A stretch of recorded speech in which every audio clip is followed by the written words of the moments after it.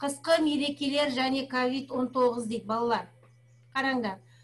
Қандай да болсын, мереке болсын, қандай да жерге барсаңдар да, іс-шараға қатыссаңдар да, балалар үнемі ең бірінші бетперде киюді ұмытпаймыз, маска дейміз.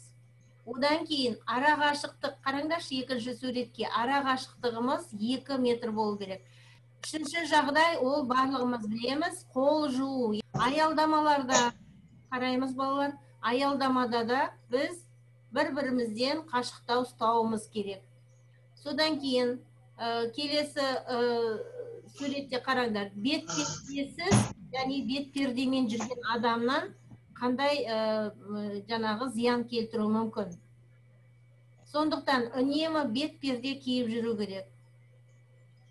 Өзімізді қорғамасақ, балалар, бізді ешкім қорғамайды. Сондықтан балалар, есімізден шығармаймыз, үнемі қорғанып жүреміз. Содан кейін тағы да бір айта кететін жағдай, дұрыс тамақтану.